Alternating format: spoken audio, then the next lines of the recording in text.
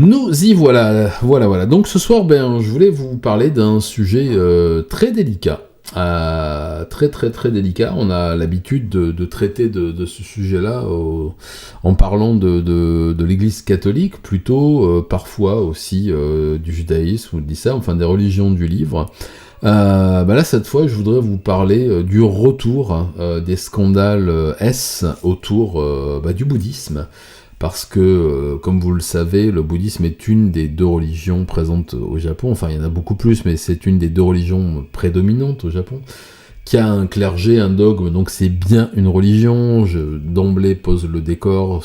Non, ce n'est pas une philosophie. Non, les bouddhistes ne sont pas des gens très cool habillés avec des saris oranges et qui boivent du thé toute la journée.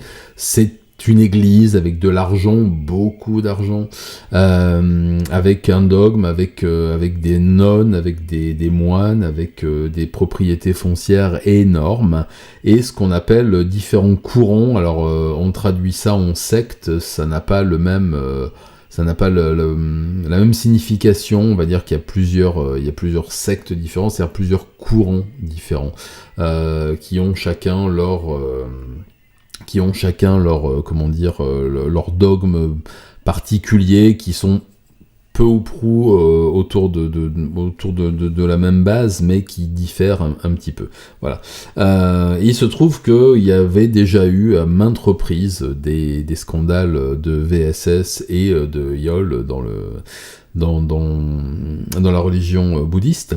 Au 19e siècle, beaucoup, juste après justement la suppression du bouddhisme en tant que religion d'État, et à la restauration Meiji, et le retour du Shinto comme religion officielle. On a vu que le clergé bouddhiste avait été un peu relégué dans les campagnes, dans les tâches subalternes, notamment au contact des enfants, ce qui avait permis malheureusement, comme pour les prêtres catholiques, de se livrer aux pires exactions. Puis ensuite, dans les années 20 et 30 aussi, où il y avait eu encore des gros scandales dans les écoles bouddhistes, et à nouveau dans les années 60-70.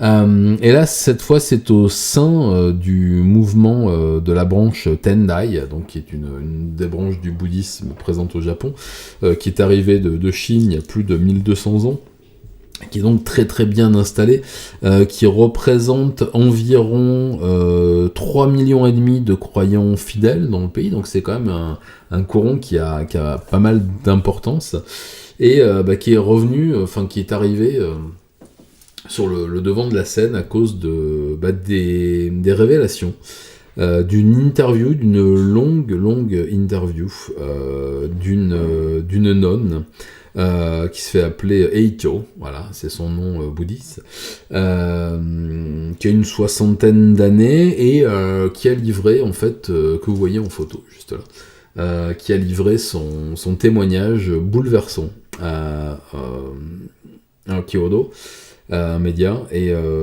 qui a relancé la discussion et les polémiques, surtout autour des abus qu'il peut y avoir. Alors dans les sectes, on le sait déjà, et c'est même un des principes fondateurs, mais on a maintenant affaire à un nouveau type de scandale, qui est celui qui existe de la pression énorme, et surtout des abus scandaleux et immondes qui ont lieu quotidiennement, d'après son témoignage, et d'autres témoignages qui sont venus s'y ajouter, dans les monastères féminins, de la part des moines hommes, et notamment des moines en charge de leur éducation religieuse, et on va en parler un petit peu. Donc je vous ai dit son nom, donc on va l'appeler de la façon dont elle se fait appeler, Eito, donc qui est cette femme que vous voyez en photo ici, et qui parle notamment du grand prêtre de cette branche Tendai, qui pendant des années et des années a abusé d'elle et d'autres nonnes et d'autres jeunes femmes rentrées en religion, mais aussi de jeunes hommes. C'est un mouvement du bouddhisme, donc le Tendai, qui est très présent dans le pays, qui a notamment des monastères installés beaucoup, notamment à Takamatsu et ailleurs, donc dans des endroits plutôt reculés, mais aussi dans le monde de l'éducation, dans le monde de l'enseignement, etc. Et elle explique d'abord l'emprise qu'il peut y avoir sur des jeunes filles qui ont la foi, qui sont très croyantes, qui ont envie de faire le bien, qui ont envie d'apprendre les enseignements du Bouddha, etc., de faire le bien autour d'elles, de servir leur pays, leur histoire, et qui se retrouvent embringués dans ce genre de choses. Elle commence par parler un peu de ce qui se passe vraiment dans ces monastères ou dans ces centres fermés dans lesquels on est censé uniquement pratiquer sa foi. Et c'est son avocat qui a adressé déjà une première pétition de principe au grand, je sais pas comment on pourrait traduire ça, disons au responsable, au grand chef, au moine en chef, on va dire, de la branche Tendai, qui a 68 ans aujourd'hui, qui soit en attendant l'enquête déchue de son sacerdoce, parce que on a quand même foule de témoignages sur des faits très très très très graves, de viol sur mineurs, ensuite d'emprise, etc. Et surtout que le représentant du courant Tendai reconnaisse enfin qu'il y a des problèmes. C'est un monsieur qui a 88 ans, je crois, qui sucre un petit peu les fraises, un petit peu beaucoup, et qui a couvert, bien sûr, comme ont pu le faire, les évêques dans la religion catholique, les agissements de ces moines, tout en sachant très bien ce qui s'est passé depuis des années, des décennies et des décennies. Voilà. Donc cette moine, donc cette nonne, Eicho, qui a donné cette conférence de presse après avoir tout préparé avec des avocats le 31 janvier dernier. La conférence a été retranscrite en plusieurs épisodes, on va dire, dans différents médias. Et donc elle raconte qu'elle voudrait aujourd'hui juste qu'on l'écoute. Elle voudrait mettre en garde les jeunes filles, les très jeunes filles et les enfants qui vont rentrer en religion dans les monastères, savoir que ce qui va les y attendre, c'est peut-être un peu d'enseignement religieux, un peu de don de soi-même, mais c'est surtout des agressions sexuelles à répétition, des viols, des abus en tout genre,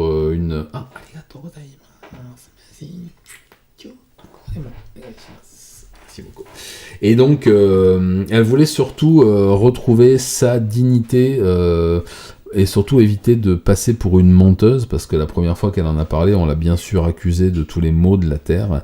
Et elle parle de toutes ces années dans les ordres, comme elle dit, mon identité a été effacée, m'a été volée, mes personnalités aussi, pendant mes 14 ans de service. J'ai passé mes journées comme un oiseau en cage. On m'a violé, volé et effacé. Voilà. Elle voudrait sensibiliser toutes ces femmes et toutes ces jeunes filles qui vont rentrer contre ces dangers-là. Et il se trouve que, après avoir livré son témoignage, qui est vraiment très très poignant, qui va sortir en vidéo bientôt, mais qui est surprotégé par un paywall, donc je l'ai, mais je vais pas vous le passer. Ça me semblera intéressant de le retranscrire si jamais la vidéo intéresse. On refera quelque chose avec des morceaux de cette vidéo. En fait, Eicho, elle est rentrée en religion parce que son grand-père maternel était déjà un moine prêtre, c'est-à-dire que non seulement il faisait partie d'une congrégation, mais aussi il prêchait, il disait des offices. C'est un peu comme ce bon frère Paul Adrien, voyez-vous. Je pense qu'on n'est pas loin d'ailleurs. Et toute petite, elle a grandi dans l'amour de Bouddha, avec des petites images du Bouddha, et puis la grandeur de la religion bouddhiste passée. Et puis, elle a toujours été très intéressée par la religion, et son grand-père l'a plus ou moins embauché, un peu comme une Miko dans notre religion, pour balayer le temple, le sanctuaire, s'occuper des bougies, des encens, des choses comme ça. Et elle est rentrée en religion à ce moment-là, voilà. Elle se souvient, voilà, elle en parle, hein, elle parle de son épiphanie quand elle était petite, de la présence du grand Bouddha, de la force du grand Bouddha, et quand elle était à l'école primaire, elle a voulu rentrer là-dedans et faire son Kaihyogyo, c'est son apprentissage en 1000 jours, hein, comme l'avaient fait certaines personnes. Donc c'est une pratique ascétique, hein, comme on dit, assez compliquée, qu'on fait d'habitude sur 7 ans, où il faut renoncer à tout, au bien, au plaisir de la vie, etc., etc. Et pour ce faire, on est placé, c'est pour essayer d'avoir une vie la plus proche possible de celle du Bouddha, c'est-à-dire manger ce qu'on peut tenir dans son poing, boire, je sais plus, un bol d'eau par jour, bien sûr pas de sexe, pas de plaisir autre, pas de tabac, pas d'alcool, pas d'excitant, etc. De la méditation, de la méditation, de la méditation, de la méditation, de la méditation. Et c'est quelque chose qu'on fait sur 7 ans pour rentrer en religion, qu'on soit un homme ou une femme, et pour ça, on rentre dans des écoles, voilà. Elle est rentrée dans une première école dans la préfecture de Shiga, d'abord, à Enryakuji, un temple assez connu, où elle a commencé à faire son premier apprentissage alors qu'elle était au collège. Elle a, pour la première fois, connu des attouchements de la part des vieux moines qui étaient censés lui parler de ce qu'elle ferait plus tard. Et elle dit avoir subi ces attouchements de la part de plusieurs moines et qui l'ont incité à sortir de cette école pour reprendre une vie normale, on va dire, une vie séculière. Elle a fini ses études, elle a rencontré quelqu'un, elle s'est mariée, tout en restant très religieuse, et en ne voulant pas expliquer à son grand-père, qui entre-temps est décédé, était fort mari du fait qu'elle n'ait pas continué son apprentissage pour devenir nonne. Lui voulait qu'elle devienne nonne. Et elle s'est mariée à 26 ans. Elle a commencé à vivre avec son mari, toujours très très très très porté sur la religion. Elle a commencé à vivre avec son mari et elle a dû quitter son emploi parce que ses 2 parents sont tombés malades. Et elle s'est occupée d'eux pendant une décennie, alors que son mari travaillait assez loin, était assez peu présent. Et du coup, elle s'est à nouveau rapprochée, après le décès de ses parents, de la religion, et elle s'est rapprochée à nouveau du responsable, on va dire, du temple de Otsu, qui était une personnalité de haut rang, pas en Algérie, au Japon, et elle a recommencé à suivre quelques enseignements de ce moine-là pour essayer d'oublier sa peine d'avoir perdu ses parents. Elle avait donc 27 ans, elle était quand même assez jeune. Petit à petit, les moines locaux ont commencé à essayer de la récupérer dans ses filets. Ils lui ont fait promettre, bien sûr, la réincarnation de ses parents, qu'elle pourrait aider à orienter cette réincarnation.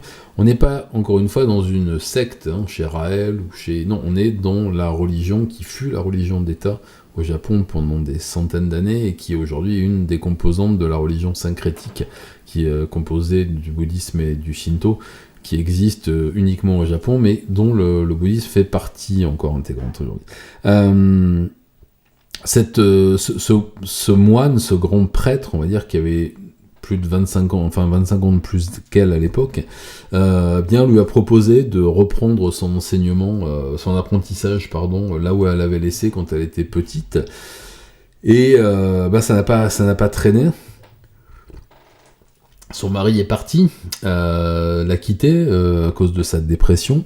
Elle s'est retrouvée seule et elle a décidé de rejoindre le monastère à titre laïque dans un premier temps.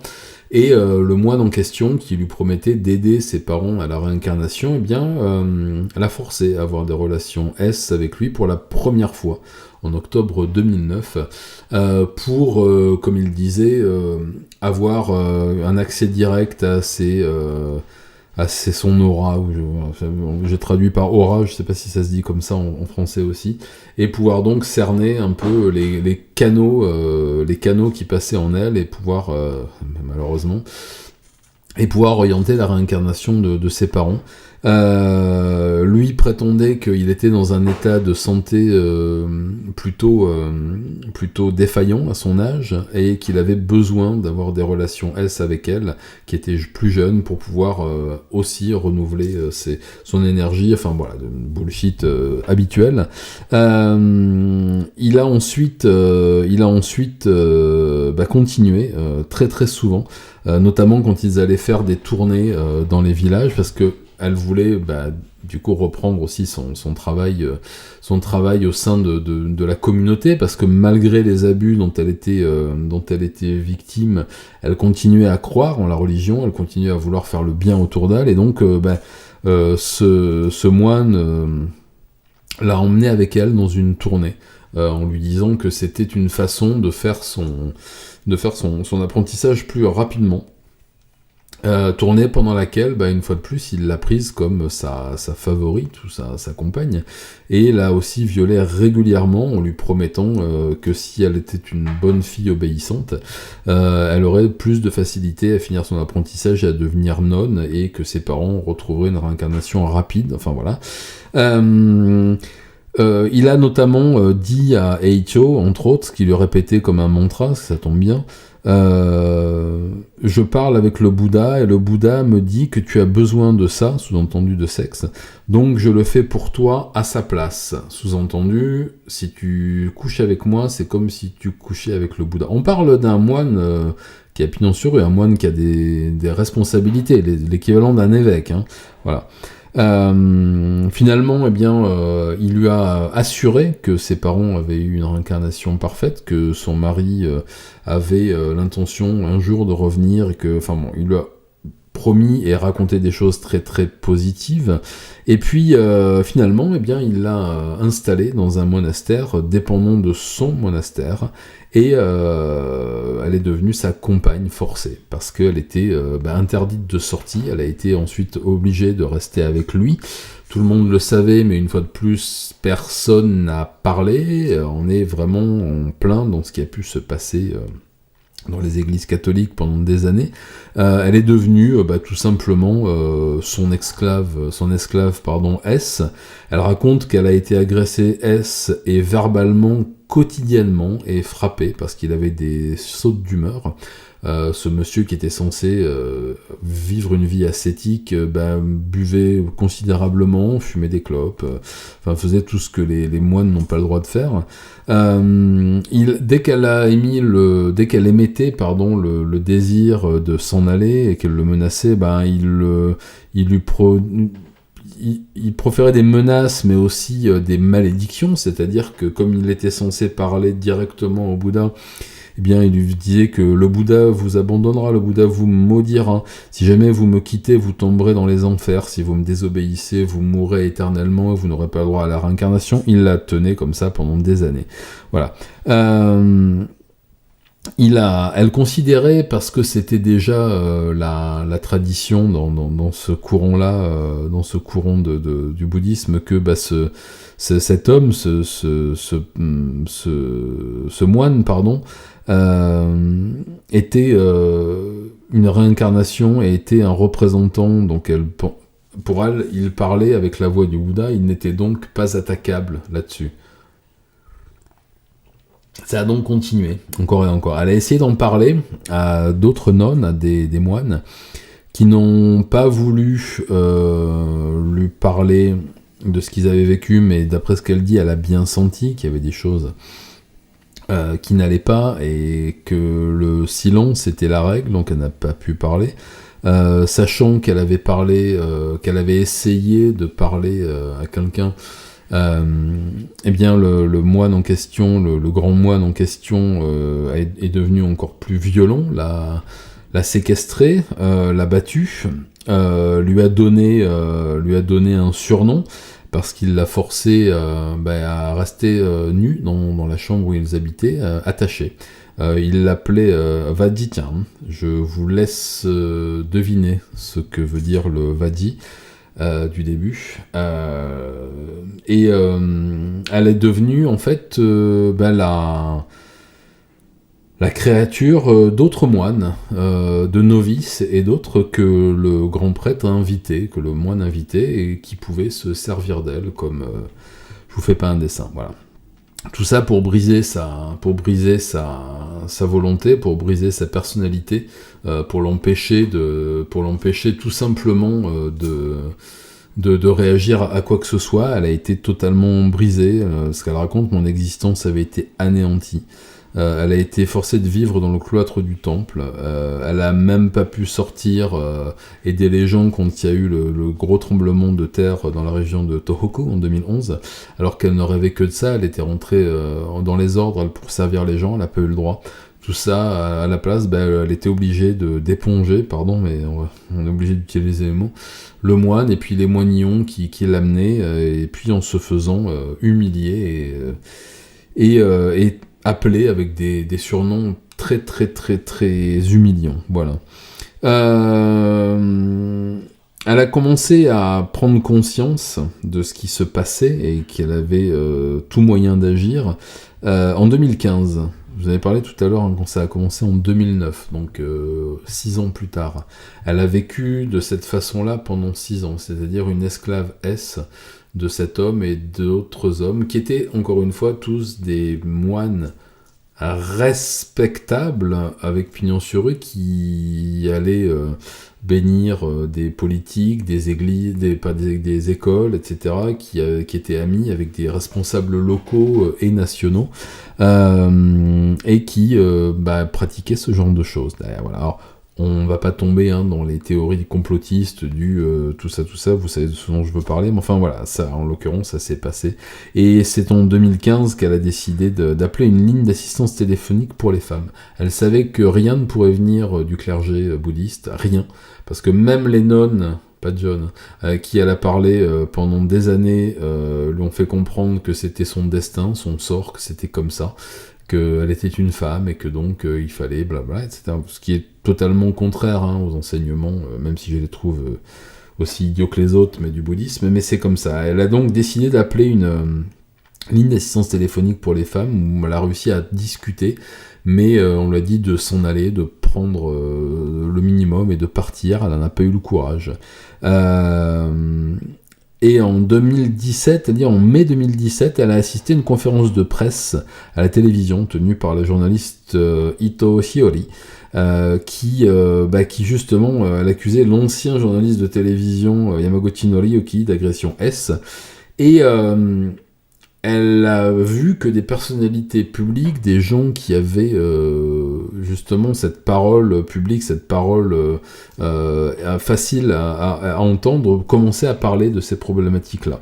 Elle a entendu qu'elle était victime régulièrement de viol et de VSS. Et elle est devenue, donc la journaliste Yamaguchi, la journaliste Ito, pardon, elle est devenue le symbole vraiment du mouvement MeToo au Japon, qui a commencé par la presse et qui ensuite s'est répandu comme une traînée de poudre au milieu du cinéma, du business, etc. Et qui a inspiré Eito pour le faire s'étendre aussi dans les sphères religieuses, qui n'était pas une mince affaire. En 2019, elle a fini par déposer une plainte auprès de la police pour viol. Elle dit avoir beaucoup hésité, qu'elle était effrayée à l'idée de ce qui pourrait lui arriver, que les policiers n'allaient certainement pas la croire et qu'il y aurait sûrement des représailles sur elle ou sur sa famille. Elle avait aussi peur de perdre la bénédiction de cet homme qui était son bourreau, mais qu'elle considérait toujours comme une sainteté, on va dire, parce qu'il avait été touché par la grâce divine de Bouddha. Sachant qu'aujourd'hui encore, comme vous la voyez ici, elle a toujours la foi. Elle a toujours la foi. Et elle a donc, c'est le temple dont je vous parle, dans lequel elle a été enfermée aussi longtemps, et dans les appartements derrière. Elle a écrit une lettre qu'elle a envoyée à tous les médias et tous les journaux, la télévision, dans laquelle elle a écrit son martyre, dans laquelle elle a expliqué tout ce qu'elle avait vécu, en mettant que si on ne pouvait pas la croire si elle ne pouvait pas sortir de cet enfer, qu'elle n'a eu aucune réponse du Bouddha et que la mort sera son seul choix. Et elle a réussi à diffuser cette lettre. Malheureusement, elle a été obligée de rester au temple quelque temps. Le moine a essayé de se tenir un peu à carreau parce que la lettre a été diffusée dans les journaux, à la télévision, enfin dans les radios d'abord, à la télévision plus tard. Donc il y a eu des demandes d'interview, il y a eu... elle n'a pas eu de représailles physiques telles qu'elle s'y attendait. Par contre, elle a été reprise en main de façon horrible et ferme par le moine qui a voulu lui faire payer ce qu'elle essayait de faire. Et les agressions ont repris de plus belle. Et en janvier 2023, elle a eu vent de tous les scandales qui se passaient après l'assassinat du Premier ministre Abe Shinzo au sein de l'Église unifiée. Les scandales financiers, mais surtout et aussi les scandales S. Et elle a donc décidé de passer à l'attaque parce qu'elle commençait à être malade. Il faut savoir que elle a été obligée de subir plusieurs avortements contraints pendant toute cette période. Je vous dis, le témoignage est vraiment très très très très compliqué, hein, vraiment très très compliqué.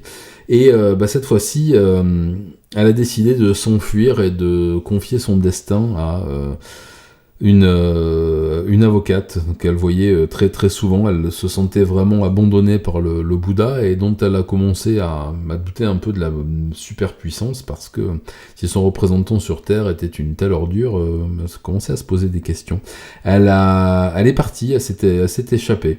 Elle a fait le mur hein, et elle a rencontré Satomi Chiko, l'avocat qui très présente dans le mouvement MeToo, et qui a réussi à lui faire prendre conscience, à force de lui montrer des témoignages sur l'Église unifiée, sur les catholiques, sur toutes les religions du livre aussi, que l'homme qui l'a torturé, qui l'a martyrisé, qui l'a iolé, et tous ses acolytes qui faisaient la même chose depuis des années, n'était pas un Bouddha, une réincarnation du Bouddha, mais juste un être humain, et qu'il était donc faillible, et donc condamnable. Voilà.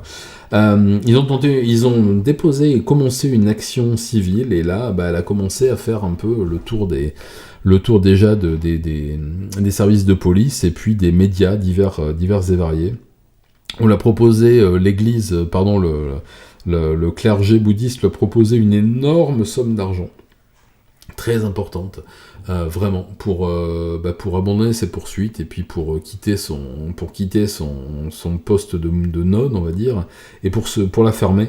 Mais elle a refusé en disant qu'elle n'avait pas besoin d'argent, qu'elle avait économisé toute sa vie, ayant été logée et nourrie, et que ce dont elle avait besoin, c'est retrouver sa dignité.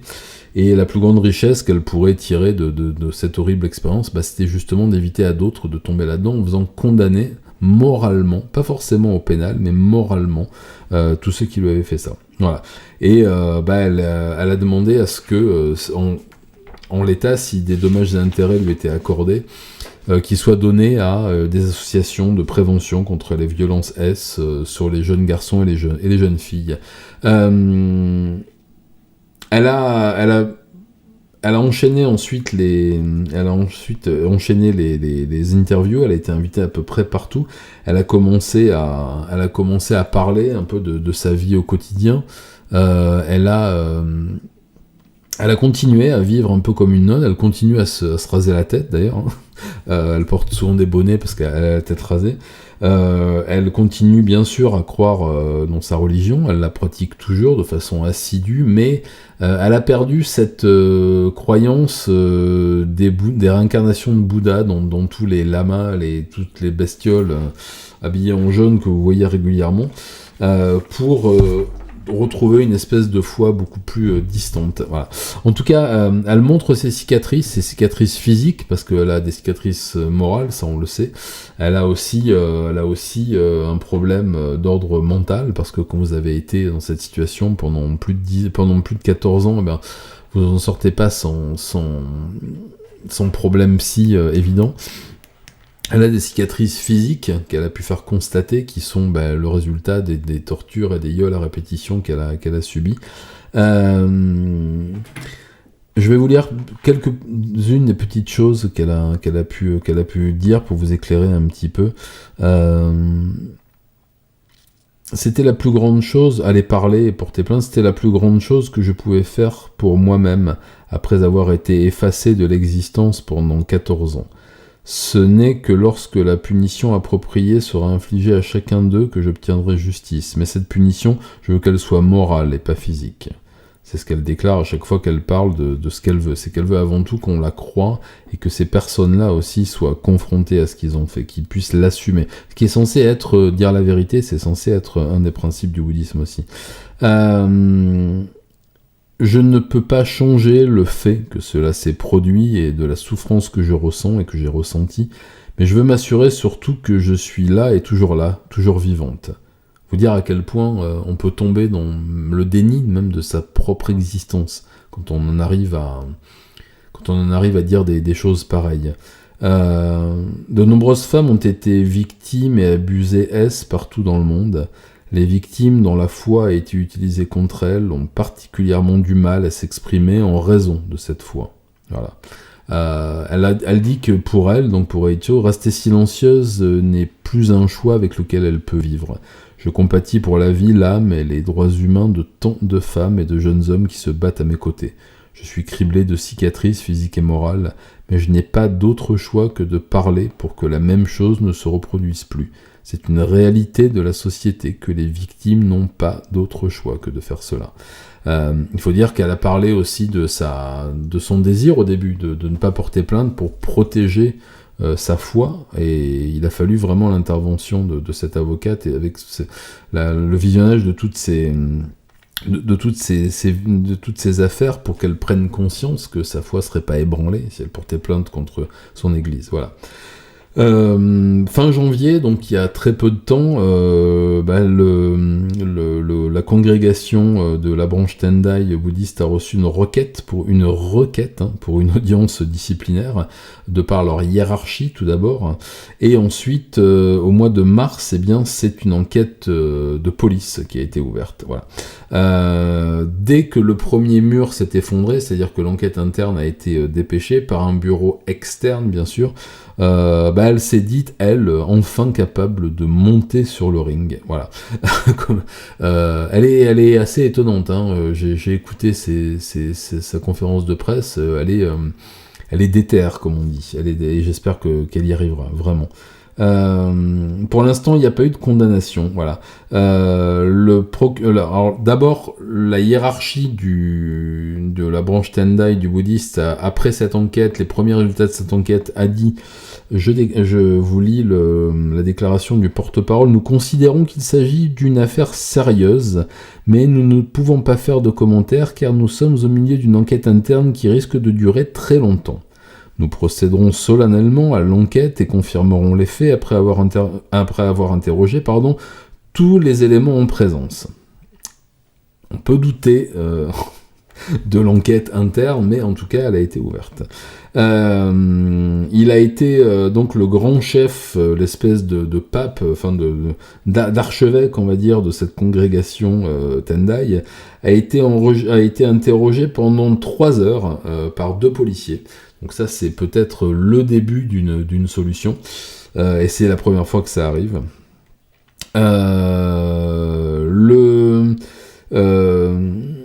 Cette pauvre Reicho a déclaré il y a quelques jours qu'elle a reçu l'ordre, parce qu'elle est toujours considérée comme nonne, on ne peut jamais vraiment sortir des ordres, on ne peut pas se défroquer officiellement. Elle dit recevoir encore très régulièrement des ordres de la branche Tendai de ne plus donner d'interview, de faire en sorte de régler ça en interne. Elle ne veut pas, elle a dit qu'elle mènerait ça à terme. Elle dit aux gens de continuer à aller dans ce temple, dans ce sanctuaire, dans lequel son grand-père en plus était moine, que l'endroit n'a rien à faire avec la dégueulasserie du personnage, et elle raconte sa vie dans la foi, la façon dont elle a été impliquée là-dedans, mais elle a commencé aussi à parler des abus qu'elle a subis quand elle était enfant, et ensuite quand elle était plus grande. Ça a permis aussi à d'autres de parler. Alors bien sûr, elle a raconté tout ce qu'elle avait vu, c'est-à-dire ces jeunes novices qui arrivaient et qui étaient très souvent iolés par les moines en présence, les plus anciens, ceux qui étaient censés être là pour faire leur éducation. En tout cas, je vais vous abréger un peu tout ce qui s'est passé depuis le grand maître de cette congrégation, le Tendai Zaisyo, donc le chef de la branche Tendai, Monsieur Okikokei, qui est né en juin 1924, autant dire que c'est pas un perdreau de l'année. Lui a dit que l'affaire ne donnerait sûrement rien parce que il y a certainement quelque chose de maléfique là-dedans. Il y voit quelque chose de religieux, une tentative de déstabiliser son mouvement. Lui pense que c'est un coup fourré de notre branche, etc. Enfin bon. En tout cas, il y aura sans tarder le sommet des religions du Mont Hiei. Donc c'est une espèce de gros concile qui réunit les chefs religieux de toutes les confessions. Et ils sont censés prier pour la paix mondiale. C'est pour ça que ça marche très bien. Convertissez-vous les amis, vous voyez, priez tous ensemble, ça marche très très bien. Le monde n'a jamais été autant en paix que cette année. La branche Tendai va y être, et ce monsieur Okikokei compte demander conseil à ses pairs, donc aux représentants bouddhistes d'autres pays. En tout cas, la sauce est là, et heureusement. On a entendu l'intervention de Shirakawa Miyako, que vous connaissez très bien, puisque je me réfère très souvent à son travail. C'est une psychiatre qui soigne les victimes de violences S, mais aussi, dans certains cas, les auteurs de ces violences, quand c'est dans un cadre criminel, et qui travaille justement sur cette affaire-là, et qui l'entoure. Voilà. Donc pour l'instant, on sait que d'autres congrégations se sont portées sur ce MeToo bouddhiste, que l'affaire risque de prendre et d'avoir un retentissement assez immense. Pour l'instant, Echo est la première à avoir livré son témoignage de façon aussi frontale. Quand ça touche à la religion, vous savez que tout ce qui touche à la vie intime, au sexe et à ces choses-là au Japon est déjà très compliqué à exprimer. Quand en plus c'est associé à la religion, qui est censée ne pas promouvoir ce genre de choses, eh bien là ça rentre dans le domaine des choses quasiment impossibles à accomplir. Mais croyez-moi, pour l'avoir écouté, et je pense que vous le voyez à travers son regard et d'autres choses, Eicho, c'est pas une femme qui a l'intention de se faire marcher sur les nougats, et j'espère que ça va donner lieu à un grand coup de balai dans les milieux religieux au Japon aussi, comme ça aurait dû être le cas dans les milieux catholiques. Malheureusement, ça ne l'a pas été. Je ne manquerai pas de vous tenir informé de la suite de cette affaire, qui va pas en rester là. Elle a été beaucoup trop médiatisée maintenant, donc on en saura plus très certainement très bientôt. On va s'arrêter là pour aujourd'hui. Je reviendrai sur cette affaire très vite. Je pense qu'elle ne va pas s'arrêter en si bon chemin, pardon, je brûle un petit peu l'ambiance. Et je vais tenter de vous montrer la prochaine fois quelques extraits de l'interview et de la conférence de presse de Eicho et d'autres. Voilà. À très bientôt pour la suite de cette affaire. Affaire à suivre.